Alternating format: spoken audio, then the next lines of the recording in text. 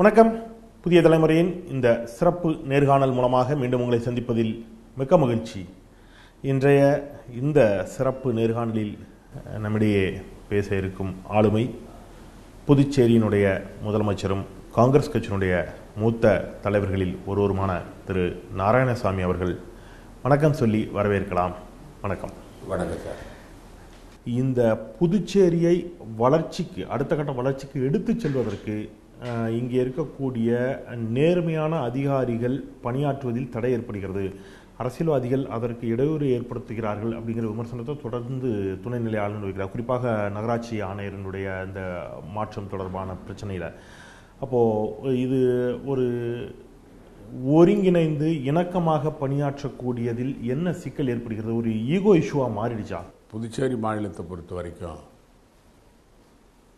இந்திய அரசியலமைப்பு சட்டத்தில் புதுச்சேரிக்காக ஒரு தனி ஷரத்து இருக்குது. யூனியன் பிரதேச சட்டம் 1963 ஒன்று இருக்குது. அதே போல் நிர்வாக சம்பந்தமான விதிமுறைகள் 1963 உருவாக்கப்பட்ட சட்டம்.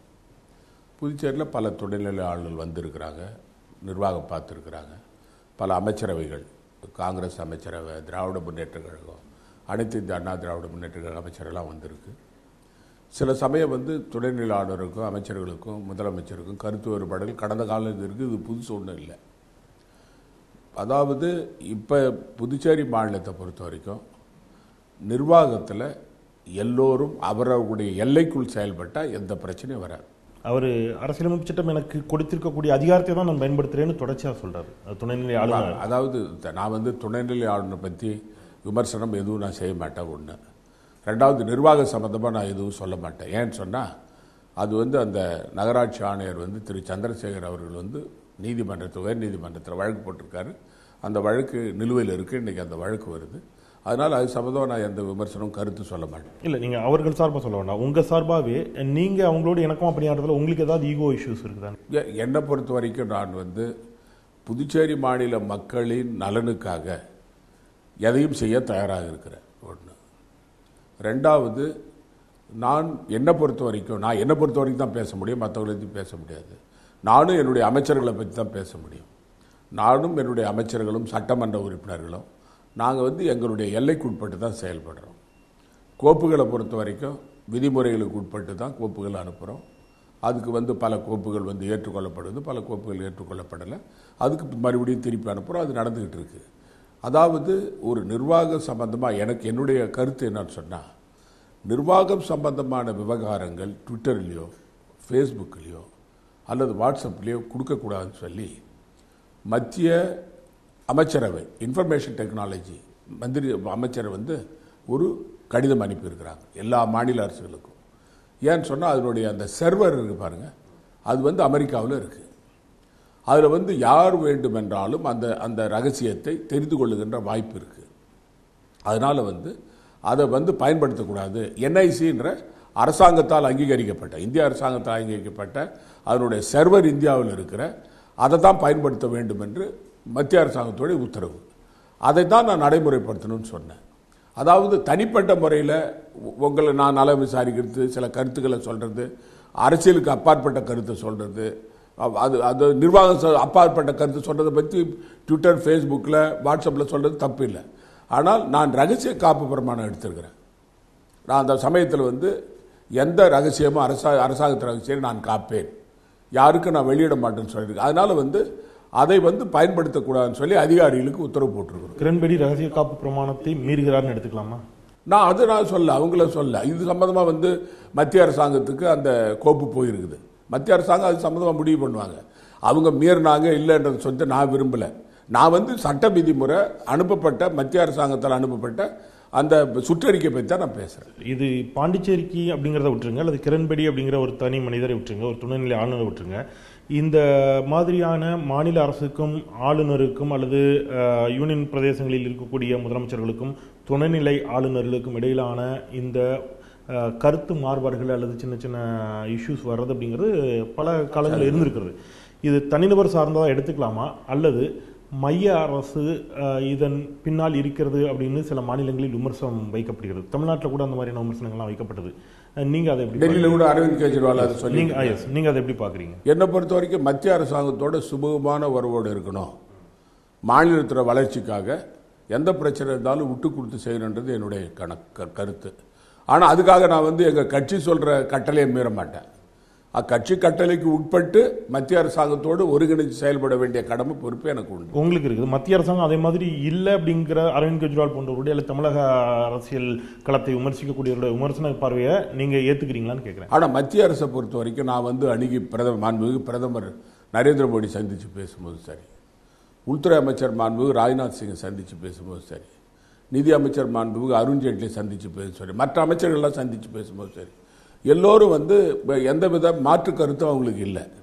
அவங்களும் மாநில வளர்ச்சிக்கு என்னென்ன உதவி செய்கிறாங்களோ, இப்போ நான் உங்களுக்கு சொன்ன மாதிரி இந்த ஸ்மார்ட் சிட்டி ப்ராஜெக்ட், அதே போல் புதுச்சேரியை சேட்டலைட் போர்ட்டாக டிக்ளேர் பண்ணுறது, நான் சுற்றுலா திட்டங்களுக்கு நாங்கள் கேட்குற நிதி, மத்திய அரசாங்கத்துடைய திட்டங்களை புதுச்சேரி மாநிலத்தில் முன்னுரிமை கொடுத்து நிறைவேற்ற அவங்களாம் செய்கிறாங்கன்னு சொன்னால் நம்ம மாநிலத்து பேரில் அக்கறை வச்சு தான் செய்கிறாங்க. நமக்கு எதிர்ப்பாக அவங்க செய்யலை. அதனால் நான் அதை எதிர்ப்பாக எடுத்துக்க மாட்டேன். ஆனால் தமிழக அரசியல் களத்தில் தமிழக காங்கிரஸ் கட்சியினுடைய தலைவர் திரு திருநாவுக்கரசர் போன்றவர்கள் தமிழக அரசியல் களத்தில் நடக்கக்கூடிய விவகாரங்களை மத்திய அரசினுடைய ஒரு இன்ட்ரெஸ்ட் இருக்குது, அவருடைய ஒரு தலையீடு இருக்குது அப்படிங்கிற ஒரு கண்ணோட்டத்தோடு தொடர்ச்சியாக விமர்சித்து வருகிறார்கள். இவங்க என்ன நினைக்கிறாங்களோ அல்லது நீ என்ன விரும்புகிறாங்களோ தமிழக பாஜக நினைக்கிறத நடக்க போகிறத தமிழக பாஜக முன்னாடியே சொல்லுது அப்படிங்கிற அளவுக்கு கூட திருநாவுக்கரசர் விமர்சனங்களை முன்வைக்கிறார். அப்போ புதுவையில் அந்த மாதிரி இல்லை அப்படின்னு நீங்கள் சொல்கிறீங்க, தமிழகத்தில் அந்த மாதிரி இருக்குதுங்கிற உங்கள் கட்சியினுடைய தமிழ் மாநில தலைவருடைய கருத்தை நீங்கள் எப்படி பார்க்குறீங்க? அதாவது அரசியல், தமிழக அரசியலை பொறுத்த வரைக்கும் எனக்கு ஒரு எல்லை இருக்கு. இங்கே பாண்டிச்சேரியில் கோரிமேடை தாண்டி நான் அரசியல் பேச மாட்டேன். ஒரு தேசிய காங்கிரஸ் தலைவருங்கிற அடிப்படையில் சொல்லுங்கள். அதனால எங்க மாநில அரசியலை பற்றி, எங்க மாநில நிர்வாகம் பற்றி தான் நான் பேசுறேன். காங்கிரஸ் கட்சியில் நீங்க மூத்த தலைவர். தமிழக காங்கிரஸ் தலைவர் எந்த கோணத்தில் பார்க்குறாருன்னு அவருக்கு தெரியும். அதாவது நாங்கள் காங்கிரஸ் திராவிட முன்னேற்ற கழகத்தோடு நாங்கள் கூட்டணியில் இருக்கிறோம் தமிழகத்தில். அதனால் கூட்டணி கட்சிகளுடைய கூக்குரலை அவர் பிரதிபலிக்கலாம். அது மட்டும் இல்லாமல் அவருடைய தனிப்பட்ட அனுபவத்தில் உள்ள கருத்தை அவர் சொல்லலாம். பட் அதிமுக ஆதரவாக இருக்குது அவர் குரல் அப்படிங்கிற ஒரு விமர்சனம் இருக்குது. தமிழக அரசியலில் நடக்கக்கூடிய நிலவரங்கள் இவை குறித்த திரு திருநாவுக்கரசர் அவருடைய விமர்சனங்களும் பார்வைகளும் ஏதோ ஒரு இடத்துல மைய அரசு மாநில அரசை நிர்பந்திக்கிறது அல்லது அவங்க ஏதோ ஒரு ரோல் பண்ணுறாங்க அப்படிங்கிற துணியில் தான் அவருடைய விமர்சனங்கள். அவர் திருநாவுக்கரசரை பொறுத்த வரைக்கும் அவர் ஒரு கட்சியினுடைய தலைவர் மாநிலத்தில், எங்கள் காங்கிரஸ் கட்சியுடைய தலைவர் மாநிலத்தில். அவருடைய செயல்பாடு பற்றி நான் விமர்சனம் பண்ண முடியாது. தமிழக அரசியலில் நடந்து கொண்டிருக்கக்கூடிய தமிழக அரசியல் நிலவரத்தை ஒரு மூத்த அரசியல் ஆளுமையாக நீங்கள் எப்படி பார்க்குறீங்க? அதாவது ஒரு துரதிருஷ்டவசமானது. ஏன்னு சொன்னால், மரியாதைக்குரிய மறைந்த தலைவர் ஜெயலலிதா அம்மையார்கள் இருக்கிற வரைக்கும் அந்த கட்சியை கட்டுக்கோப்போடு வைத்திருந்தாங்க. அதே போல் நிர்வாகமும் அந்த நிர்வாகத்திலையும் கட்டுக்கோப்பு இருந்தது. அந்த அவர்கள் இறந்த பிறகு அந்த கட்சி 3 துண்டாக 4 துண்டாக உடைஞ்சு அந்த கட்சியில் ஒற்றுமை இல்லாமல் அதிகார பங்கீடு அதில் அந்த கட்சியை பொறுத்த வரைக்கும் இன்று எப்படி அவங்க ஒருங்கிணைக்க முடியும் என்று அவங்களுக்குள்ள போராட்டங்கள் நடந்து கொண்டு இருக்கின்றன. எல்லோரும் பதவியில் இருக்கிறவங்களும் பதவியில் இல்லாதவர்களும் உள்ள பிரச்சனை. இது அனைத்து இந்திய அண்ணா திராவிட முன்னேற்ற கழகம் இப்படி உடைஞ்சது ஒரு துரதிருஷ்டவசமானது. இது தமிழகத்தினுடைய வளர்ச்சிக்கு மிகப்பெரிய குந்தகம் விளைவிக்கும். அஇஅதிமுக ஒன்று சேர வேண்டும் அப்படின்னு இந்த நிமிடம் நீங்க விரும்புறீங்களா? அந்த நிகழ்ச்சி ஒளிபரப்பாகும் போது அது எப்படி இருக்குதுன்னு அப்போ உள்ள கலந்து, அதாவது நிமிஷத்துக்கு நிமிஷம் தமிழக அரசியல்ல மாற்றம் வருது. அதனால நான் ஜோசியர் இல்லை. நீங்க இணையணுங்கிற விருப்பத்தை தெரிவிக்கிறீங்க. அதை நான் மற்ற கட்சியை பற்றி நான் அவங்க இணையணும் இணையக்கூடாதுன்னு சொல்ற உரிமை எனக்கு கிடையாது. என்னை பொறுத்த வரைக்கும் தமிழக அரசியலை பொறுத்த வரைக்கும் அனைத்து இந்திய அண்ணா திராவிட முன்னேற்ற கழகம் பல அணிகளாக பிரிந்திருப்பது தமிழகத்துக்கு நல்லதில்லை, தமிழகத்துடைய வளர்ச்சிக்கு நல்லதில்லை என்றதான் சொல்றேன். ஏன்னா அனைத்து இந்திய அண்ணா திராவிட முன்னேற்ற கழக ஆட்சி தமிழகத்தில் இருக்கு. அதனால அந்த அவங்க உடைஞ்சிருக்கிறது தமிழக வளர்ச்சிக்கு நல்லதில்லைன்னு சொல்றேன். செல்வி ஜெயலலிதா அவர்களினுடைய மறைவு, திரு கருணாநிதி அவர்களுடைய உடல்நலக் குறைவு, இப்போது 2 ஆளுமைகளும் அரசியலில் அவருடைய மறைவால் அரசியலில் இல்லாத நிலை, இவர் உடல்நலக் குறைவால் முதுமையால் தீவிர அரசியலில் பங்கெடுத்துக் கொள்ள முடியாத நிலை திரு கருணாநிதி அவர்களுக்கு. ஒரு வெற்றிடம் தமிழகத்தில் ஏற்பட்டிருக்கிறது. இந்த வெற்றிடத்தை பாஜக நிரப்பும் அப்படின்னு தொடர்ச்சியாக பாஜகவினுடைய தலைவர்கள் பேசி வருகிறார்கள். தமிழக அரசியலில் ஒரு வெற்றிடம் ஏற்பட்டிருப்பதாக நீங்கள் நினைக்கிறீங்களா? தமிழக அரசியலை பொறுத்த வரைக்கும் அனைத்து இந்திய அண்ணா திராவிட முன்னேற்ற கழகம் பல அணிகளாக பிரிந்திருக்கிறது நிதர்சனமாக தெரியுது. அதனால் அனைத்து இந்திய அண்ணா திராவிட முன்னேற்ற கழகத்துடைய பலம் குறைந்திருக்கிறது. ஆனால் திராவிட முன்னேற்ற கழகத்தை பொறுத்த வரைக்கும் மரியாதைக்குரிய ஸ்டாலின் அவர்கள் சட்டமன்றத்துடைய எதிர்க்கட்சி தலைவர், அவர் திராவிட முன்னேற்ற கழக செயல் தலைவர் நியமித்த பிறகு பல நல்ல முடிவுகளை எடுத்து வருகிறார். கட்சிகளை எல்லாம் எதிர்க்கட்சிகளாக ஒருங்கிணைக்கிற வேலையை செய்கிறாரு. அது மட்டுமல்லாமல் அவர் அவருடைய நடவடிக்கைகள் எல்லாம் அந்த திராவிட முன்னேற்ற கழகத்தை உயிரோட்டமாக வைத்திருக்க வேண்டும் என்ற நிலை நமக்கு தெரிகிறது. அது மட்டுமல்லாமல் கூட்டணி கட்சிகளை அரவணைத்து செல்லுகின்ற போக்கு எனக்கு தெரிகிறது. அதனால் திராவிட முன்னேற்ற கழகத்தில் வெற்றிட அமையல. அவரும் அவருடைய கட்சியினுடைய தலைவர்களும் தொண்டர்களும் ஒருங்கிணைந்து செயல்படுறாங்க. அதற்கான தலைமை ஏற்று நடத்துகின்ற அவருக்கு அந்த சக்தி அவர்கிட்ட இருக்குது, அந்த திறமை இருக்குது. அது மட்டும் இல்லாமல் செயல்பாடுகள் பாராட்டக்கூடிய வகையில் இருக்குது. ஆனால் பாரதிய ஜனதா கட்சி தமிழகத்தில் நேரடியாக வந்தாலும் சரி, கொல்லப்புற வழியாக இருந்தாலும் சரி, தமிழக மக்கள் பாரதிய ஜனதா கட்சியை தமிழகம் மட்டும் இல்லை புதுச்சேரியில் கூட ஏற்றுக்க மாட்டாங்க. அதுக்கு பல காரணங்கள் இருக்கின்றன. ஒன்று, இலங்கையில் இலங்கை அரசாங்கம் இலங்கையினுடைய கப்பற்படையும் கடலோர காவற்படையும் தொடர்ந்து நம்முடைய மீனவர்களை தாக்குவது, சிறைப்பிடிப்பது, அவருடைய படகுகளை கையகப்படுத்தி செல்வது, அவர்களை இலங்கை சிறையில் அடைப்பது, அதற்கு தமிழக அரசு தொடர்ந்து மத்திய அரசு கடிதம் எழுதுவது. அதுக்கு முன்ன மாண்புமிகு அமைச்சர் பொன் ராதாகிருஷ்ணன் அவர்களும் நான் அமைச்சராக இருக்கும் பொழுது அதுபோல் அவங்க நடவடிக்கை எடுக்கும்போது நான் நேரடியாக இலங்கை அமைச்சரோடு பேசி பாஜக ஆட்சிக்கு வந்த 3 ஆண்டுகளில் ஒரு மீனவர் சுட்டுக் கொல்லப்பட்டிருக்கிறார். ஒரு மீனவர்னாலும் அது பெரிய வருத்தத்துக்கு இல்ல. ஒரு மீனவர் கிடையாது, நீங்க ஒரு மீனவர் கொல்லப்பட்டவர் மட்டும். இன்னும் சிறையில இலங்கை சிறையில தமிழக மீனவர்கள் சிறையில் இருக்கிறாங்க. அவருடைய படகுகள் 97 விசைப்படகுகள் இன்னும் மக்கி அங்கே இருக்குது இலங்கையில். ஆனால் நான் அங்கே இருக்கும்போது நான் இணையமைச்சராக இருந்த சமயத்தில், பிரதமர் இருந்த சமயத்தில் நம்முடைய இலங்கையில் உள்ள நம்முடைய இந்திய தூதரகத்தோடு பேசி, தூதரக அதிகாரியோடு பேசி, இலங்கை அமைச்சர் தொண்டமானோடு பேசி நம்முடைய மீனவர்களை 2 நாளில் விடுதலை செஞ்சிருக்கிறோம். அவருடைய படகுகளை திருப்பி பெற்றுக் கொடுத்திருக்கிறோம். அந்த சரித்திரம் இருக்கு. சம்பவம் நடந்தது. ஆனால் அந்த மீனவர்களை உடனடியாக நடவடிக்கை எடுக்க முடியல, நடவடிக்கை எடுக்கல. இப்ப எங்க புதுச்சேரி மாநில மரண தண்டனை விதிக்கப்பட்டிருந்த தமிழக மீனவர்களை கூட மீட்டு கொண்டு வந்தது நாங்கள் தானே பாஜக சொல்றாங்க. அது நடக்கவும் செஞ்சதில்லை. அதாவது உங்களுக்கு இப்ப டாக்டர் மன்மோகன் சிங் இலங்கைக்கு போகக்கூடாதுன்னு சொல்லி போராட்டம் நடத்தாங்க தமிழகத்தில், அந்த சார்க் மாநாட்டுக்கு. அவர் போகல, தமிழக மீனவருடைய உணர்வை வைத்து போகல. ஆனா நம்ம பாரத பிரதமர் மரியாதைக்குரிய நரேந்திர மோடி போனாரு, அங்க போய் கை குலுக்கினார். அவருடைய பதவியேற்பு விழாவுக்கு இலங்கை அதிபர் மரியாதைக்குரிய சிறிசேனா அவர்களை அழைச்சாரு. அதுக்கு பிறகு பிரச்சனை முடிவாகல, பேச்சுவார்த்தை நடத்தி முடிக்கிறனாங்க, அதுவும் முடிக்கல.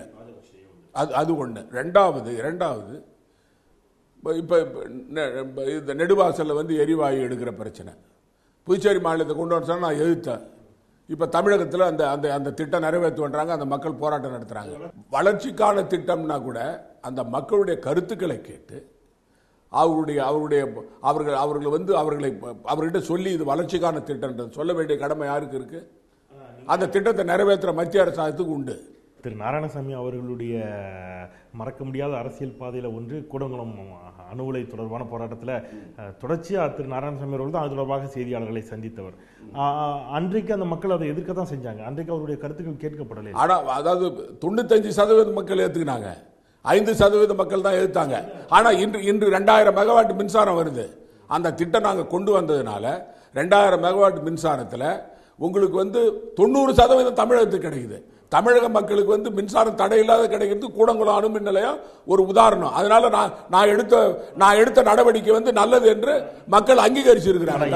இப்பவும் ஊடகங்களில் பெரும்பாலான நேரங்களில் நாம பார்க்கக்கூடிய செய்தி நீங்களும் பார்த்திருப்பீங்க. கூடங்குளம் முதல் அணு உலை சோதனைக்காக நிறுத்தி வைக்கப்பட்டது அல்லது ஏதாவது தொழில்நுட்ப கோளாறினால் நிறுத்தி வைக்கப்பட்டது. இந்த செய்தி தொடர்ச்சியா வந்துட்டு இருக்கு. உங்களுக்கு தொழில்நுட்பத்தை பொறுத்த வரைக்கும் ஒரு வருஷத்துல ஒரு மாசம் இல்லது 25 நாள் அதை பரிசோதனை பண்றதுக்கு, அதில் இருக்கிற அந்த ஃபியூலை மாத்துறதுக்கு செய்யறது எல்லா அணு உலையும் உண்டு. நம்ம கூடங்குளம் மட்டும் கிடையாது. இது நீங்க மற்ற அணு உலை ராஜஸ்தான்ல இருக்குது, அணு உலை மகாராஷ்டிராவில் இருக்குது, அணு உலை அங்க கேட்டு பாருங்க, அவங்க சொல்லுவாங்க உங்களுக்கு. அதனால 11 மாதம் செயல்படும். ஒரு மாதம் வந்து அதை வந்து ஓவரால் பண்ணுறதுலேருந்து எல்லாம் செய்வாங்க. அது அது அது மட்டும் இல்லை, எரிவாயு மித்தேன் பிரச்சனை விவசாயிகள் அது சம்பந்தம் போராட்டம் நடத்துகிறாங்க. அதே போல் விவசாயிகளுடைய போராட்டம் நடந்து கொண்டு இருக்கிறது. விவசாயிகள் நிவாரணம் கேட்குறாங்க.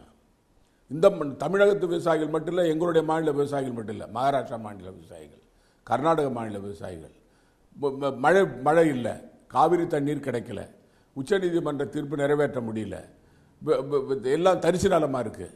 அந்த விவசாயிகளுக்கு நிவாரணம் கொடுக்க வேண்டிய கடமை பொறுப்பு யாரு? மத்திய அரசுக்கு. ஆனால் மத்திய அரசு 36,000 கோடி வந்து உத்தரப்பிரதேச மாநிலத்துக்கு கொடுக்குறாங்க. ஆனால் தமிழகத்தை பொறுத்த வரைக்கும் விவசாயிகள் 33 நாளாக இன்னைக்கு போராட்டம் நடத்துகிறாங்க டெல்லியில். நானும் அவங்கள போய் சந்தித்தேன்.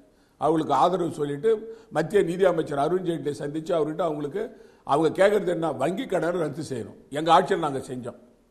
டாக்டர் மன்மோகன் சிங் பிரதமராக இருக்கும்போது 70,000 கோடி ரூபாய் நாங்கள் வந்து விவசாயிகளுடைய வங்கி கடனை ரத்து செஞ்சோம். ஆனால் அதன் பிறகு மத்திய அரசு ஒரு கொள்கை முடிவு எடுத்ததும் உங்கள் ஆட்சியில் தான். விவசாய கடன்கள் இனி தள்ளுபடி செய்யப்படாது என்று அறிவித்தது திருப்பி அது மாதிரி எந்த முடிவு எடுக்கல. அதாவது சூழ்நிலைக்கு தகுந்த மாதிரி முடிவு செய்வோம்னு சொன்னாங்களே தவிர நாங்கள் வந்து எடுக்க மாட்டோம்னு சொல்ல. உங்களுக்கு மகாராஷ்டிரா மாநிலத்தில் வறட்சி வந்த போது எங்க மாநில அரசு செய்யும், மத்திய அரசு நான் சொல்றேன், மத்திய அரசு அந்த மாதிரி அறிவிக்காது, வங்கிகள்ல ஒட்டவே பட்டுச்சு இல்ல எடுத்து அறிவிப்பு. அதாவது இப்ப நான் சொல்றேன் கேளுங்க, உங்களுக்கு வந்து மகாராஷ்டிரா மாநிலத்தில் வறட்சி இருந்த போது எங்களுடைய ஆட்சி இருக்கும்போது நாங்கள் பணம் கொடுத்தோம் விவசாயிகளுக்கு. சரி, மத்திய குழு வந்து பார்த்தாங்க தமிழகத்துக்கு, எங்க மாநிலத்துக்கு வந்து பார்த்தாங்க, என்ன நிவாரணம் கொடுத்தாங்க. அதாவது நான் இது சொல்றேன் உங்களுக்கு, அதாவது மீனவர் பிரச்சனை, விவசாயிகள் பிரச்சனை, பொதுமக்கள் பிரச்சனை, அது எல்லாவற்றையும் விட தமிழகத்தில் வந்து அவங்க கேட்கிற நிதியை கொடுக்கறதுனால தமிழக மக்கள் வந்து ரோட்ல இறங்கி போராட்டம் நடத்துறாங்க. மத்திய அரசு எதிர்த்து, மாநில அரசு எதிர்த்து விட மத்திய அரசு எதிர்த்து போராட்டம் நடத்துறாங்க. அதனால பாரதிய ஜனதா கட்சி எப்படி தமிழகத்தில் கால் ஊன்ற முடியும்? ஆனா இந்த பிரச்சனைகள்லாம் இந்த 3 ஆண்டுகளில் மட்டும் ஏற்பட்டது இல்லைங்களா? இது தொடர்ச்சியா நீங்க மீத்தேன் எரிகாற்றா இருக்கட்டும், கெயிலா இருக்கட்டும், காவிரி மேலாண்மை வாரியமா இருக்கட்டும், இதெல்லாம் காங்கிரஸ் ஆட்சி காலத்திலேருந்தே நீண்டு கொண்டிருக்கக்கூடிய ஒரு பிரச்சனை தான். அவங்க பாஜக அதை தான் தொடர்ச்சியா விமர்சிக்கிறாங்க. மீத்தேன் திட்டத்திற்கு கையெழுத்திட்டதே ஐக்கிய முற்போக்கு கூட்டணி அரசு, திமுக தான் அப்பொழுது மத்திய அமைச்சர், அதுக்கு பிறகு ரத்து செஞ்சாங்க. ஈழப் பிரச்சனை, இலங்கை தமிழர்கள் பிரச்சனை அப்பொழுது இருந்து தொடர்கிறது. நீங்க சொல்லக்கூடிய குறிப்பிட்ட எல்லா பிரச்சனையுமே காங்கிரஸ் ஆட்சி காலத்திலிருந்து நின்று கொண்டிருக்கக்கூடிய பிரச்சனை. இப்ப காவிரி மேலாண்மை வாரியம் அமைக்கப்படணுங்கிற உங்களுடைய கருத்தும் கூட உச்சநீதிமன்ற தீர்ப்பை ஏற்று காவிரியில் தண்ணீர் திறந்து விட மறுப்பது காங்கிரஸ் தலைமையிலான கர்நாடக அரசு தானே. நான் கர்நாடக அரசு வன்மையா கண்டிக்கிறேன். எங்க மாநிலம், நாங்க காங்கிரஸ் ஆள்ற மாநிலமா இருந்தாலும் எங்க மாநிலத்தை வந்து கர்நாடக அரசு வஞ்சிக்குது. அதனால கர்நாடக அரசு வன்மையா கண்டிக்கிறேன். மரியாதைக்குரிய திருமதி சோனியா காந்தி அவர்களோ திரு ராகுல் காந்தி அவர்களோ இது தொடர்பாக இதுவரைக்கும் கர்நாடக அரசுக்கு ஒரு சின்ன ஒப்பீனியன் கூட சொல்ல, நீங்க உச்சநீதிமன்ற தீர்ப்பை மதித்து நடங்கன்னு கூட சொல்லலையே. இன்னொரு உங்களுக்கு கருத்து சொல்றேன். கர்நாடக மாநிலத்தில் முதலமைச்சர் வந்து அனைத்து கட்சி தலைவர்கள் அழைச்சு போறாரு. கர்நாடகத்தில் இருந்த பாரதிய ஜனதா கட்சி அவங்க வந்து பிரதமரை சந்திக்கும் போதுதான் நீர்வளத்துறை அமைச்சர் சந்திப்பு அவங்களுக்கு கூட போறாங்க. அங்க மாநிலத்துக்கு மாநிலம் அரசியல் மாறும், மாநிலத்துக்கு மாநில பிரச்சனை மாறும். எங்க மாநிலத்தை பொறுத்த வரைக்கும் நாங்க 25ஆம் தேதி தமிழகத்தில் வந்து விவசாயிகளுக்கு ஆதரவாக வந்து போராட்டம் அறிவிச்சிருக்கிறாங்க. எங்க புதுச்சேரி மாநிலத்தில் வந்து அனைத்து கட்சியும் கூட்டி முடிவு பண்ணியிருக்கிறாங்க. விவசாயிகள் கோரிக்கை நியாயமான கோரிக்கை. அதாவது பிரதமர் அவர்கள் வெளிநாடுகளுக்கு போறாருங்க, பல மாநிலங்களுக்கு போய் பொதுக்கூட்டத்தில் பேசுறாரு, தேர்தல் கூட்டத்துக்கு போறாரு. விவசாயிகள் மகாராஷ்டிரா மாநிலத்தில் 2600 பேர் இறந்துட்டாங்க. விவசாயிகள் தற்கொலை செய்து இறந்துட்டாங்க. கர்நாடகாவில் இறந்துட்டாங்க, தமிழகத்தில் இறந்துட்டாங்க. பிரதமர் வந்து அந்த விவசாயிகள் அவனுடைய அமைப்புடைய தலைவரை சந்திக்கிறது என்ன பிரச்சனை? அதாவது மக்களுடைய பிரதிநிதி, நம்ம அவருடைய குறையை கேட்டு என்ன செய்ய முடியும் அப்படின்றது சொல்றதுல ஒன்றும் தப்பு கிடையாது. பிரதமர் நான் விவசாயிகளை சந்திக்காம இருக்கிறது நல்லது கிடையாது இல்லைங்களா? இதெல்லாம் பாஜகவிற்கு தமிழகத்திற்குள் அவர்கள் வளருவதற்கு தடையாக இருக்கும் அப்படிங்கிறது உங்களுடைய கருத்து அப்படின்னு எடுத்துக்கிட்டா இதை இப்படி எடுத்துக்கலாம். அரை நூற்றாண்டு காலமாக ஆகிவிட்டது திராவிட கட்சிகள் ஆட்சிக்கு வந்து அப்படின்னு அவங்க ஒரு பக்கம் அதை கொண்டாடி கொண்டிருக்கிறார்கள். அது இன்னொரு பக்கம் எடுத்து பார்த்தோம்னா அரை நூற்றாண்டுகள் ஆகிவிட்டது தமிழகத்தில் காங்கிரஸ் கட்சி ஆட்சி இழந்து. அப்போ பாஜக நாங்கள் தமிழகத்தில் ஆட்சி அமைப்போம் உறுதியாக நம்பிக்கையோடு சொல்கிறார்கள். ஆனால் ஒப்பீட்டளவில் இன்றைய தினம் நாம் விவாதித்துக் கொண்டிருக்கக்கூடிய பேசிக் கொண்டிருக்கக்கூடிய இன்றைய தினம் தமிழகத்தில் பாஜகவை விட காங்கிரசுக்கான வாக்கு சதவீதம் அதிகம். ஆனால் காங்கிரஸ் கட்சியினுடைய தலைவர்கள் ஒரு நாளும் இது போன்ற வாதங்களை முன்வைத்ததில்லை. காங்கிரஸ் கட்சி நிச்சயமாக தமிழகத்தில் ஆட்சி அமைக்கும், கூட்டணியோடு மட்டுமே இணைந்து பயணிக்கணும் அப்படிங்கிற மாதிரியான ஒரு முடிவு. அதாவது ஒரு அரசியல் கட்சியும் மாநிலத்துக்கு தகுந்த மாதிரி முடிவெடுப்பாங்க. பல மாநிலங்களில் அவங்க வந்து முதலிடத்தில் இருக்கும்போது மற்ற கட்சிகளை இணைத்து செயல்படுவாங்க. இப்பொழுது வந்து கூட்டாட்சி தத்துவம் இப்பொழுது நடைமுறை வந்துடுச்சு. அகில இந்திய அளவில் வந்துச்சு, மாநிலங்கள் வந்துடுச்சு. அதாவது ஒரு கட்சி வந்து முதன்மையான கட்சியாளர்களோடு இணைந்து செயல்பட்டு அவர்களோடு இணைந்து தேர்தல் நிற்கிறது, வெற்றி பெற்ற ஆட்சி அமைக்கிறது. அந்த சூழ்நிலை எல்லா மாநிலம் வந்துடுச்சு, எல்லா கட்சிகளிலும் வந்து போச்சு. அதான் மகாராஷ்டிரா மாநிலத்தில் வந்து பாரதிய ஜனதா கட்சிக்கும் சிவசேனாவுக்கும் தினமும் கூட்டம் சண்டை நடக்குது. ஆனால் சிவசேனா கூட அமைச்சரவையில் அவங்க இருக்கிறாங்க. இது வந்து தொடர்ந்து நடந்து வருது. இதில் என்னன்னா, மத்திய அரசு வந்து அதிகாரத்தை முறையாக பயன்படுத்தாமல், குறிப்பாக காங்கிரஸ் ஆட்சி ஆளுகின்ற மாநிலம், குறிப்பாக அருணாச்சல பிரதேசமாக இருக்கட்டும், உத்தரகண்டா இருக்கட்டும், பல மாநிலங்களில் அதிகாரத்தை தவறான முறையில் பயன்படுத்தக்கூடாது என்றதான் என்னுடைய கோரிக்கை.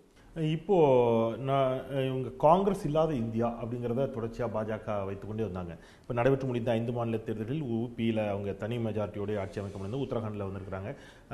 நீங்கள் பஞ்சாபை தாண்டி மற்ற மாநிலங்களில் தனிப்பெரும் கட்சியாக வர முடிந்ததை தவிர தனி பெரும்பான்மையோடு ஆட்சி அமைக்க முடியாத நிலை, அங்கேயும் அவர்கள் ஆட்சி அமைத்திருக்கிறார்கள். அப்போது காங்கிரஸ் இல்லாத இந்தியா அப்படிங்கிறத நோக்கி பாஜக நகர்ந்து கொண்டிருக்கிறதா? காங்கிரஸ் தொடர்ச்சியாக பின்னடைவு செஞ்சுட்டு கொண்டிருக்கிறது. அதாவது அரசியலில் வெற்றி தோல்வி என்பது சகஜம். பாரதிய ஜனதா கட்சி 1974 2 பாராளுமன்ற உறுப்பினர்கள் வச்சிருந்த கட்சி இன்னைக்கு ஆட்சியில் இருக்காங்க. இதற்கு முன்ன மரியாதைக்குரிய வாஜ்பாய் அவர்கள் பிரதமராக இருந்து கூட்டணியில் ஆட்சி புரிஞ்சாங்க. அதாவது வெற்றி தோல்வியை வச்சு ஒரு கட்சியினுடைய பலவீனத்தை ஏற்க முடியாது. அந்த சமயத்தில் உருவாகின்ற சூழ்நிலையை வைத்து, அரசியல் சூழ்நிலை வச்சு தான் முடிவு பண்ண முடியும். பஞ்சாப் மாநிலத்தில் நாங்கள் 3ல் 2 பங்கு இடம் பெற்றிருக்கிறோம். அதே போல் மணிப்பூரில் நாங்கள் 3 முறை ஆட்சியில் இருந்த மாநிலத்தில் 28 இடம் பெற்றிருக்கிறோம். பாரதிய ஜனதா கட்சி 21 இடம் தான். மொத்தம் அந்த 60 இடத்துல 21 இடம் தான் அவங்க பெற்றிருக்காங்க. ஆனால் பணபலத்தாலையும் அதிகார பலத்தாலையும் அவங்க வந்து ஆட்சிக்கு அங்கே வந்திருக்கிறாங்க. அதே போல் கோவாவில் நாங்கள் 18 இடத்தை பெற்றோம். அவங்க வந்து 11 இடம் தான். ஆனால் அவங்க வந்து அதிகார பலத்தாலையும் பண பலத்தாலையும் அங்கே ஆட்சிக்கு வந்திருக்கிறாங்க. மத்தியில் அவங்க ஆட்சியில் இருக்கிறதுனால அதை பயன்படுத்தி அதை பண்ணுறாங்க. ரெண்டாவது, உத்தரப்பிரதேச மாநிலத்தில் அவங்க வெற்றி பெற்றது வந்து நாங்கள் எதிர்பார்க்காத வெற்றி. அதை நான் ஏற்றுக்கொள்கிறேன். அதாவது நாங்கள் எதிர்பார்த்தது அவங்க வந்து அறுதி பெரும்பான்மை வருவாங்கன்னு நினச்சோமே தவிர, ஆட்சி அமைப்பதற்கு இவ்வளோ அமோகமான 300 இடம், அவங்களுக்கு 325 இடம் வரும் நாங்கள் எதிர்பார்க்கல. அவங்களுக்கு கிடைச்சது அமோகமான வெற்றி. அவர்களுக்கு என்னுடைய வாழ்த்துக்களை நான் தெரிவித்துக் கொள்கிறேன். உத்தரப்பிரதேச மாநிலத்தை பொறுத்த வரைக்கும், அதாவது இந்த 5 மாநில தேர்தலிலும் தேர்தல் முடிவுகளை பொறுத்த வரைக்கும், அதுக்கு பிறகு இப்போ நடந்த இடைத்தேர்தல் நடந்து 10 இடத்துல 5 இடத்துல பாரதிய ஜனதா கட்சி ஜெயிச்சது, 3 இடத்துல காங்கிரஸ் ஜெயிச்சிருக்கு. கர்நாடக மாநிலத்திலையும் மத்திய பிரதேசத்தில் வந்து பாரதிய ஜனதா ஆட்சி இருக்கிற மாநிலத்திலே ஒரு இடம் நாங்கள் வெற்றி பெற்றிருக்கிறோம். இது வந்து அதாவது இப்போ அதுக்கு பிறகு வந்து இப்போ என்னன்னா, ஒரு விழிப்புணர்வு மதச்சார்பற்ற அணிகள் மத்தியில் ஏற்பட்டிருக்கு. மதச்சார்பு அணிகள்லாம் ஒருங்கிணைந்து இப்பொழுது பல கூட்டங்கள் நடத்தி வருகிறார்கள். அதாவது இந்த ஓட்டிங் மிஷின் வந்து இருக்கக்கூடாது, இப்போ பேலட் பேப்பர் தான் இருக்கணும் என்று வந்து குடியரசுத் தலைவரை சந்தித்து மனு கொடுத்துருக்குறாங்க. தேர்தல் ஆணையத்தை கண்டு ஒரு 16 அரசியல் கட்சிகள், அகில இந்திய அரசியல் கட்சிகள் சேர்ந்து கொடுத்துருக்குறாங்க. அதனுடைய 16 கட்சிகள் கொடுத்துருக்காங்க. அதனுடைய பின்னணி வந்து கண்டிப்பாக மதச்சார்பற்ற அணிகள். இப்போ அதாவது உங்களுக்கு தெரியும், இந்திய மார்க்சிஸ்ட் கட்சி வந்து மதச்சார்பு அணிகள் ஒருங்கிணைந்தால் தான் வந்து இந்த மதவாத சக்திகளை முறியடிக்க முடியும் என்று அவர்கள் பகிரங்கமாக இப்போ வந்து அறிக்கை விடுறாங்க. அதனால வந்து ஒரு மாற்றங்கள் இனிமேல் 2019 நாடாளுமன்ற தேர்தலுக்கு காங்கிரஸ் இப்பொழுதே ஆயத்தமாகிவிட்டதுன்னு எடுத்துக்கலாமா? ஏன்னா கிட்டத்தட்ட தமிழ்நாட்டிலையும் நீங்க பேசிய இதே போன்ற ஒரு கருத்தை தான் திருநாவுக்கரசர் அவர்கள் முன்வைத்திருந்தார். விசிக, விடுதலை சிறுத்தைகள் கட்சி, இடதுசாரிகள் திமுக காங்கிரஸ் கூட்டணிக்கு வந்தால் நல்லது, வரவேற்போம் அப்படிங்கிற அடிப்படையில் ஒரு கருத்தை முன்வைச்சிருந்தார். உத்தரப்பிரதேசத்திலையும் அதை நோக்கிய நகர்வுகள் இருப்பதாகவே அரசியல் களம் பார்க்கப்படுகிறது. அப்போ காங்கிரஸ் 2019 தேர்தலுக்கு தயாராகி கொண்டிருக்கிறதுன்னு எடுத்துக்கலாமா? இடதுசாரிகள் உங்களுடைய கூட்டணியில் தேசிய அளவில் வருவார்களா? தமிழ்நாட்டில் விடுதலை சிறுத்தைகள் கட்சி போன்றவை, ஏன்னா இங்கே உங்களுக்கு ஆதரவு கொடுத்தாங்க புதுச்சேரியில், இந்த கூட்டணிக்குள்ளே வந்தால் நீங்கள் வரவேற்பீங்களா? இதை எப்படி பார்க்குறீங்க? அதாவது கூட்டணி சம்பந்தமாக முடிவு பண்ண வேண்டியது தமிழ்நாட்டை பொறுத்தவரைக்கும் தமிழ்நாடு காங்கிரஸ் கட்சி தலைவர்கள் அகில இந்திய காங்கிரஸ் கட்சி தலைமை கேட்டு முடிவு பண்ணுவாங்க. அகில இந்திய அளவில் நான் பல தலைவர்கிட்ட நான் பேசியிருக்கிறேன்.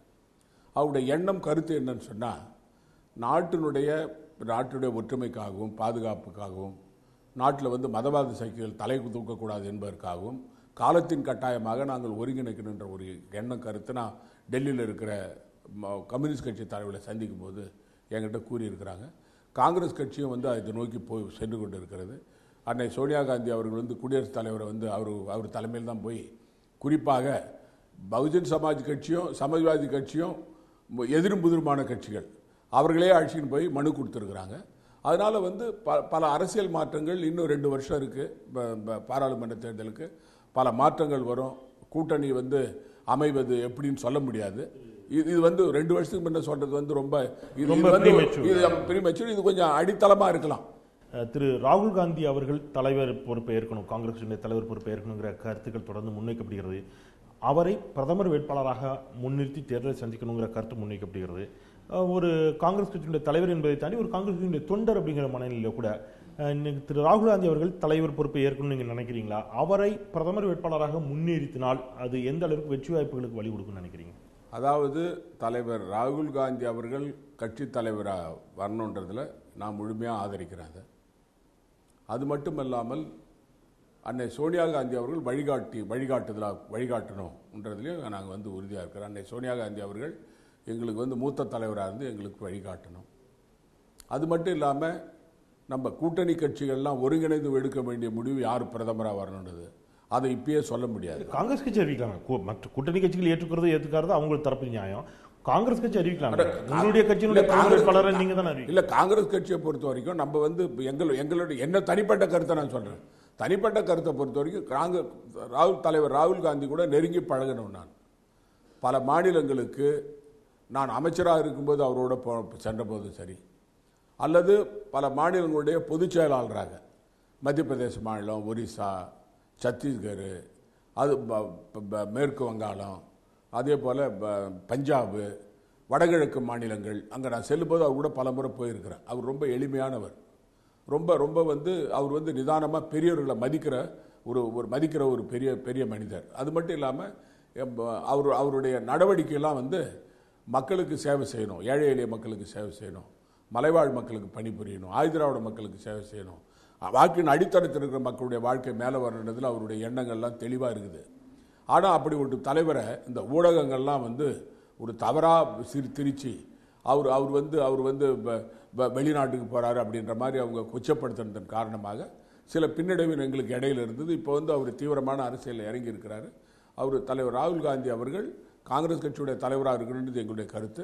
அவர் வந்து பிரதமர் வேட்பாளரை அறிவிக்க வேண்டியது என்னுடைய தனிப்பட்ட கருத்து. இதில் காங்கிரஸ் கட்சி ஒரு பெரிய தேசிய கட்சி, தேசிய நீரோட்டத்தோடு இருக்கக்கூடிய ஒரு கட்சி அப்படிங்கிற நிலையில் சுதந்திர போராட்டத்தில் பங்கெடுத்த கட்சி என்று நீங்கள் பெருமையோடு சொல்லிக் கொண்டிருக்கக்கூடிய காங்கிரஸ் தலைவர்கள் பெருமையோடு சொந்தம் கொண்டாடி கொண்டிருக்கக்கூடிய நிலையில் சமீபத்தில் மல்லிகார்ஜுன கார்கே அவர்கள் நாடாளுமன்றத்தில் பேசுகின்ற பொழுது ஒரு வார்த்தையை பயன்படுத்துகிறார். திரு தருண் விஜய் அவருடைய ஒரு கருத்து, நாங்கள் அந்த மாதிரி பார்த்தோம்னா விருப்பங்களோடு அணிந்தோம்னா தென்னிந்தியர்களோடு, கருப்பாக இருக்கக்கூடிய தென்னிந்தியர்களோடு நாங்கள் எப்படி இணக்கமாக இருப்போம் என்று அவர் பேசிய ஒரு சர்ச்சைக்குரிய கருத்து தொடர்பாக பேசுகின்ற பொழுது, இதே மாதிரியான நிலைமை நீடித்தால் தென் மாநிலங்கள் தனியாக பிரிந்து செல்லும் நிலையை உருவாக்கி விடாதீர்கள் ஒரு வாதத்தை வைக்கிறார். ஒரு தேசிய கட்சியில் என்னுடைய மூத்த தலைவர், அதுவும் மக்களினுடைய தலைவர், காங்கிரஸ் கட்சியினுடைய தலைவர் இந்த மாதிரியான கருத்துக்களை வைக்கிறத எப்படி பார்க்குறீங்க? அதாவது அவருடைய ஆதங்கத்தை அவர் தெரிவிச்சிருக்கார். இது பிரிவினைவாதம் இல்லையா? இல்லை, பிரிவினைவாதம் இல்லை, அவருடைய ஆதங்கத்தை அவர் தெரிவிச்சிருக்கார். ஆதங்கம் தெரிவித்ததுக்கு பல காரணங்கள் இருக்குது. அதாவது அவர் தருண் விஜயனுடைய பின்னணி நீங்கள் பார்க்கணும். அவர் வந்து ஒரு ஆர்எஸ்எஸ் வாதி, பாரதிய ஜனதா கட்சியினுடைய இளைஞர் அணிக்கு பொறுப்பாளர், அகில இந்திய அளவில் பொறுப்பாளர். அவர் பாரதிய ஜனதா கட்சி பத்திரிகைக்கு அவர் தான் வந்து எடிட்டர். அவர் வந்து ஒரு கருத்து தெரிவிக்கிறார். அவர் என்ன சொல்கிறாருன்னா, இது போல் நான் வந்து கருப்பர்களாக இருக்கிற தென் மாநில மக்களோடு நாங்கள் ஒருங்கிணைந்து செயல்படுறோன்னு சொல்கிறார். அப்போ வட மாநிலத்தினர்கள்லாம் சிவப்பாக இருக்கிறாங்களா? இது வந்து மாநிலங்களில் உள்ள மக்களுடைய நிறத்தை வச்சோ அல்லது அவருடைய நடைமுறை பாவனைகளை வச்சோ அவருடைய கலையை வச்சோ கலாச்சாரத்தை வச்சோ கொச்சப்படுத்தக்கூடாது யாரையும். அதாவது கருப்பர்கள், நான் கூட தான் கருப்பாக இருக்கிறேன், அதனால் என்ன கொச்சப்படுத்த முடியுமா? கருப்பெல்லாம் வந்து அழகுன்னு சொல்கிறாங்க. அதனால் வந்து இது அதாவது ஒரு அரசியல்வாதி ஒரு பகுதி மக்கள் வந்து ஒரு பகுதி மக்களை வந்து கொச்சப்படுத்துறது மட்டும் இல்லாமல் அவளை வந்து இழிவுபடுத்துகிற மாதிரி பேசுறது ஒரு நல்ல கருத்து இல்லை. இது சம்மந்தமாக வந்து அவர் என்கிட்ட தொலைபேசியில் பேசினார். நான் சொன்னேன், நீ சொன்ன கருத்து தவறான கருத்துன்னு அவர்கிட்ட நான் சொல்லியிருக்கிறேன், திருப்பி அவர்கிட்ட பேசியிருக்கிறேன். இது வந்து பிரிவினைவாதத்துக்கு வழிவகுக்குன்னு வந்து மல்லிகார்ஜுன் கார்கே சொல்லும்போது அவர் மனம் புண்பட்டு பேசுறாரு. அவர் மனத்துல வந்து அதாவது ஒரு இந்திய நாடு ஒரு மதச்சார்பற்ற நாடு, இந்திய நாடு ஒற்றுமையா இருக்கணும், எல்லா மக்களும் ஒருங்கிணைந்து செயல்படணும், வடநாடு தென்னாடு என்ற பிரிவினை இருக்கக்கூடாது என்று நினைக்கின்ற ஒரு கட்சியை வந்து புண்படுத்துற மாதிரி பேசும்போது அவர் அந்த கருத்து சொன்னதுல தவறு கிடையாது. அருண்ஜேட்லியை விவசாயிகள் பிரச்சனை எடுத்துக்கிட்டேன், அருண்ஜேட்லியை போய் விவசாயிகள் சந்தித்திருக்கிறார், பொன் ராதாகிருஷ்ணன் 2 முறை சந்தித்திருக்கிறார். இந்த அளவிற்கு எந்த மத்திய அமைச்சரும் அவமானப்பட்டிருக்க மாட்டார்கள். நான் அவமானப்படுத்தப்பட்டேன், இருந்தாலும் பரவாயில்லைன்னு சொல்லி தான் நான் வந்து தமிழர்களோடு நிற்கிறேன் அப்படின்னு சொல்றாரு. இதை தாண்டி இப்ப நீங்க அவங்க கோரிக்கை என்ன, பிரதமரை சந்திச்சு அங்க கோரிக்கை சொல்றேன்னு சொன்னாங்க. பிரதமர் சந்திக்கிறதுல என்ன பிரச்சனை இல்ல? இப்ப நீங்க சொல்லின மாதிரி பிரதமரை சந்திப்பதில் என்ன பிரச்சனை? போராட்டக்காரர்களை சந்திக்கிறார்கள்னா இன்றைக்கும் சில விமர்சனங்கள் வைக்கப்படுகிறது, போராடுபவர்கள் தேச விரோதிகள் என்று விமர்சிக்கப்படுகிறார்கள் அப்படின்னு சொல்லி. இது எல்லாமே காங்கிரஸ் ஆட்சியினுடைய நீட்சியாகத்தானே பார்க்கப்படுகிறது. இதே மாதிரி கடந்த காலங்களில் ஈழத்தமிழர்களுக்காகவோ கூடங்களும் போராடியவர்கள் தேச விரோதிகளாகவும் வெளிநாடுகளிலிருந்து பணம் பெற்றவர்களாகவும் தானே விமர்சிக்கப்பட்டது. விவசாயிகள் தமிழகத்திலிருந்து விவசாயிகள் போனாலும் சரி, மீனவர்கள் போனாலும் சரி, வியாபாரிகள் போனாலும் சரி, தொழிற்சாலை அதிபர்கள் போனாலும் சரி, நான் வந்து அவங்கள சந்திக்கிறதுக்கு நான் வந்து நேரம் வாங்கி கொடுத்துக்கிறேன். பிரதமரை சந்திச்சிருக்கிறாங்க. அதே போல அண்ணா ஹசாரே எங்க அரசாங்கத்திலிருந்து போராட்டம் நடத்துறாரு, அவர் வந்து பிரதமரை 3 முறை சந்திச்சார். பிரதமரை சந்திக்கிறதுக்கு பிரதமர் நிறைய வேலை இருக்கு, நான் இல்லைன்னு சொல்ல. ஆனா விவசாயிகள் பிரச்சனை ஒட்டுமொத்தமா அந்த நாட்டுடைய விவசாயிகள் பிரச்சனை, தமிழக மக்களுடைய பிரதிநிதி அவங்க போயிருக்கிறாங்க. அவங்கள சந்திக்கிறது பிரச்சனை கிடையாது. பிரதமர் சந்திச்சு அவர் கருத்து சொல்லட்டும், அவங்க கேட்கறாங்களோ கேட்கலாம், அது 2வது பட்சம். பிரதமர் சந்திக்கலாம். விவசாயிகள் பிரச்சனைக்கு பெரிய அளவில் காரணமாக போன இன்னொன்று 100 நாள் வேலைவாய்ப்பு திட்டங்கிற ஒரு கருத்து முன்வைக்கப்படுகிறது. ஆனால் 100 நாள் வேலைவாய்ப்பு திட்டம் கொண்டு வரப்பட்டதுனால தான் விவசாய வேலைகளுக்கு ஆட்கள் கிடைக்கிறதே பெரிய கஷ்டமா இருக்குது. இவங்க வாக்கு வங்கி அரசியலுக்காக 100 நாள் வேலைவாய்ப்பு திட்டத்தை அறிமுகப்படுத்தி விட்டது காங்கிரஸ் அப்படிங்கிற ஒரு விமர்சனம் வைக்கும். இல்லை வேலை இப்போ வந்து இதை விமர்சனம் பண்ண பாரதிய ஜனதா கட்சி இப்போ என்ன சொல்றாங்கன்னு சொன்னா, 100 நாள் வேலை வாய்ப்பு திட்டத்தை 150 நாள் ஆக்கியிருக்கிறாங்க. அவங்களே அதை வந்து ஏற்றுக்கிட்டு இருக்காங்க. ஏன்னா வந்து வேலையில்லா காலங்களில் விவசாயிகளுக்கு, விவசாயம் இல்லாத காலங்களில் விவசாய கூலிகளுக்கு உதவி செய்கிறது அந்த திட்டம் சொல்லி இந்தியாவில் எல்லா மாநிலங்களும் பாராட்டுகின்றன, ஏற்றுக்கொள்ளுகின்றன. தமிழகத்தில் மட்டும் 7000 கோடி ரூபாய் கொடுக்குறோம். நாங்கள் இருக்கும்போது கொடுத்தோம், இப்போ அது குறைஞ்சி போச்சு. அதாவது எதிர்கட்சியாக இருந்த மத்திய பிரதேசத்துக்கு கொடுத்தோம், ராஜஸ்தானுக்கு கொடுத்தோம், 8000 கோடி ரூபாய் ஒவ்வொரு மாநிலத்துக்கு கொடுத்தோம். ஏன்னா இப்போ இருக்கிற அரசு அந்த தொகையை குறைச்சிட்டாங்க. அதனால வந்து அந்த திட்டம் வந்து உண்மையாக நேரடியாக அந்த மக்களுக்கு பயன் கிடைக்கிற திட்டம். பட்ஜெட்லேருந்து ஒவ்வொரு விஷயத்திலும் நாங்கள் இன்னொரு அடி முன்னெடுத்து வச்சிருக்கோம். ரயில்வே பட்ஜெட் வந்து 2 பட்ஜெட் தனித்தனியாக, ரயில்வேக்கு தனி பட்ஜெட், பொது பட்ஜெட்டுங்கிறதே தேவையில்லை அப்படிங்கிறத இணைத்தது. இந்த மாதிரியான பல நடவடிக்கைகளின் மூலமாக அரசில் நாங்கள் வந்து அவங்க ஏற்கனவே சொன்னதுதான், மிக குறைவான நிர்வாகத்தை கொண்டு அதிகமான நிர்வாகிகளை கொண்டு நல்ல திறன் வாய்ந்த நிர்வாகத்தை கொடுப்போம் அப்படிங்கிறதான் பாஜக வைத்த வாதம். இப்போ இந்த மாதிரியான பட்ஜெட்டை கிளப் பண்ணுறது, இந்த மாதிரியான நடைமுறைகளின் மூலமாக அரசிற்கு பல 1000 கோடிகளை நாங்கள் மிச்சப்படுத்துகிறோம் அப்படிங்கிற ஒரு வாதம் தொடர்ச்சியாக வைக்கப்படுது. எங்கே மிச்சப்படுத்திருக்காங்க? இப்போ தானே ஆரம்பிச்சிருக்கிறாங்க. நடைமுறைப்படுத்தும் போது தான் தெரியும் அவங்க மிச்சப்படுத்துகிறாங்களா, அதிகமாக செலவாகிதான்னு தெரியும். அதாவது இப்போ ஜனவரியில் ஆரம்பிச்சிருக்காங்க, இப்போ நம்ம ஏப்ரல் மாதத்தில் இருக்கிறோம். இனிமேல் வந்து நடைமுறைப்படுத்தி 1 வருடம் முடிந்த பிறகு தான் அவங்களால மிச்சப்படுத்த முடியுதா அல்லது அதிகமாக செலவாகிதான் எப்போ கணக்கு எடுக்க முடியும்? முடிகிற நேரத்தில் தான் கணக்கு எடுக்க முடியும். ஆரம்பிக்கும் போது எப்படி சொல்ல முடியும்? அது அவங்களுடைய கணக்கு. அதாவது நிதர்சனமாக, அதாவது அந்த கிரவுண்டில் என்ன இருக்குதுன்னு பார்த்தா தானே தெரியும். நல்லதுயா, உங்களுடைய தொடர்ச்சியான பணிகளுக்கு மத்தியில் எங்களுடைய நேயர்களுக்காக எங்களுடைய அழைப்பை ஏற்று உங்களுடைய நேரத்தை செலவிட்டு உங்களுடைய பதில்களை தந்தீர்கள். மிக்க நன்றி.